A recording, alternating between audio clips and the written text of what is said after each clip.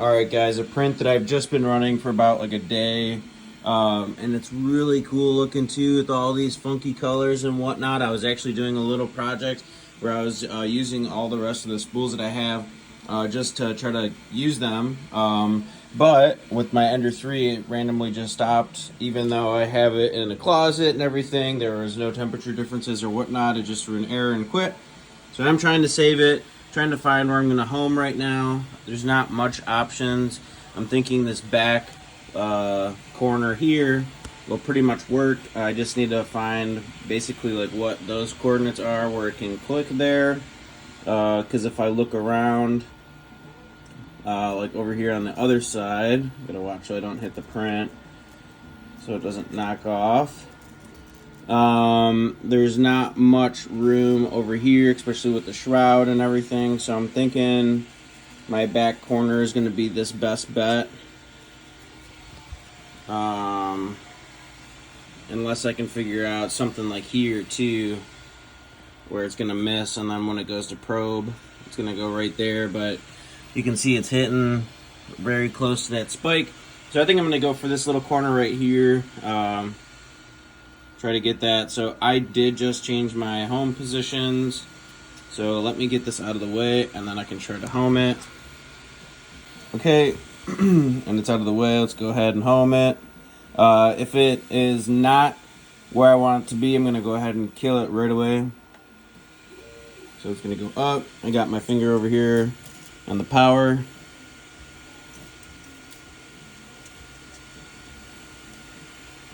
And it looks like it's going to be pretty close. Looking straight down, it looks like it's going to be all right.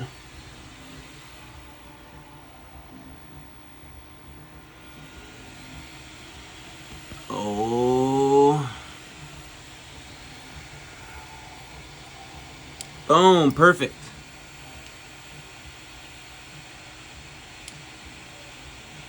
Okay, so we were able to home, so we are in business.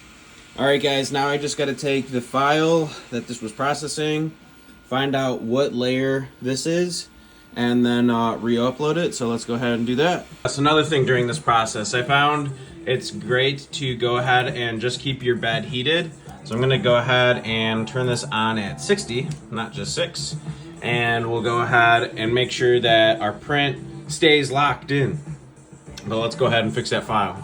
Guys, so I'm actually waiting for my slicer to go ahead and load the model. The cool thing with Orca Slicer, if you haven't started using this yet, is that it will tell you the millimeters and layer comparison. So for example, that is 15.78 millimeters high, and we need to figure out how or what layer that is on compared to the model.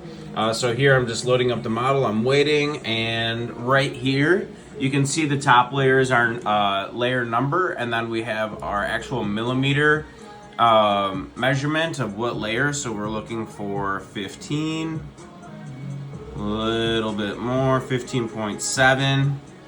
So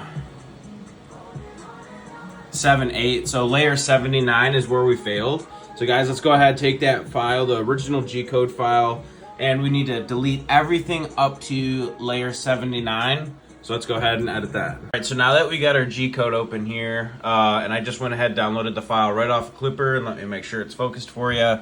So as you can see, I scrolled down like 500 lines. So this file is huge. Make sure you guys look through it and everything like that.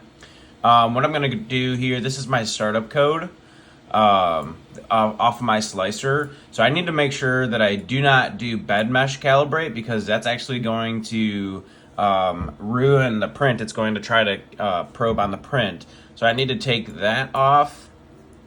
I do need to leave the home, and I'm also going to take the line purge off, and then everything else should be all right. And a huge thing to remember is make sure that you have your reset extruder in there. If you go ahead and delete that and then reset your print, it will actually start printing without pushing any filament, since the extruder motor never reset. So make sure you do not delete that. And then now the next thing we need to do is basically just scroll through and find where we hit layer 51, I believe it was. Let's see. Watch out, layer 79. So let's see, I gotta go ahead and scroll through. So guys, I'm gonna go find my spot and we'll start deleting. All right, and to find your actual layer change, because again, this file's huge, what I'm doing right now is I'm just using the find function and just doing z:, and then that way I'm going through each of my layer changes, and I need to look for 15.8. So I got some more scrolling I gotta do. All right, just to give you guys an idea here, again, we're at 15.8, and that's line 263,000, or no, 2,630,191. So yeah, this file's pretty big, so make sure you look through it. But now that we got our spot, that's perfect. We basically need to go to this line and delete everything up to that point. So it's gonna take a little bit for this file to load since it is so huge, but we'll go ahead, delete it, and then I'll catch back in with you. See, there we go, 15.8. And a little trick here for Notepad++. I went ahead and found where my G-code starts and where I needed to restart at. All right, so go to your start. My start right here is 559. Once I found that, I'm gonna go ahead up to edit and then begin and select. Okay, and then now basically, once I tell it to stop, it's going to select everything. So now we need to jump over to our where we ended. So let's go ahead, select the row number. I will hit Control G to go ahead and pop up the go to. We'll go ahead and put paste, and we'll say go. And I need to delete everything up to this point. So we'll click here, and then we'll click edit, and then we'll click this.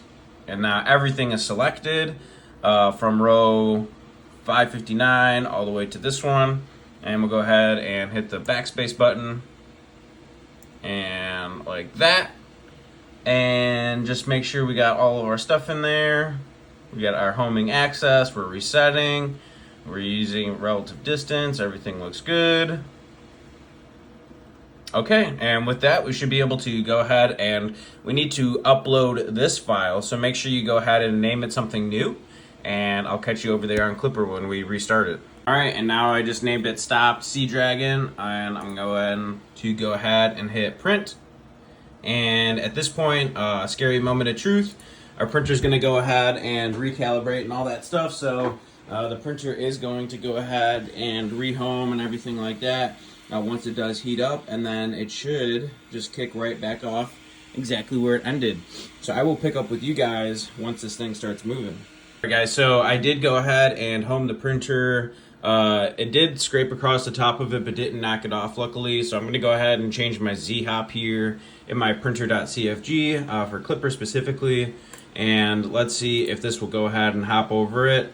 But I still have the stopped file up there. So if this fixes that one issue where it's just not raising enough up and over the print, this should go ahead and fix it. So again, scary moment of truth, go ahead and hit home.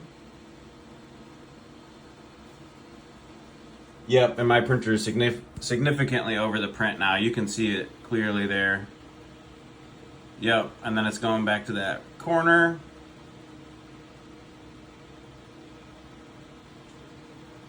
I'm just homed.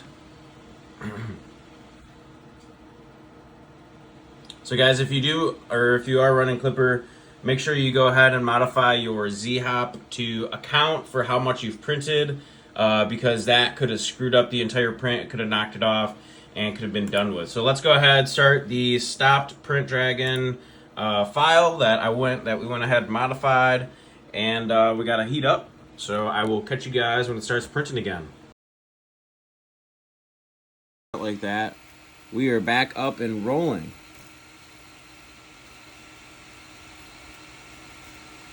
And it looks like it may be just one layer too low. It may be all right though. No, I don't think so. I'm gonna have to adjust it. So let's go ahead, open up that file again, and let's take out one more layer, just so there's no other issues. In the print, I should have did this originally because I forgot, but when it does start the next layer, so layer 16, it still has to move back down to do that previous layer. So layer 16 should be the one that we're after since we were at 15.8. So let's go ahead, re-upload it, restart it, and see where we're at with this one. And hopefully we're not running into the print, and we can finish it because our print is at 73%. And I do not want to lose where we're at with this. I mean, this one looks so cool, as you can see here. So guys, let's go ahead and see if we can get this finished. And it does look like we're back on the right layer. I can see filament getting extruded there. Guys, this is awesome. 73%.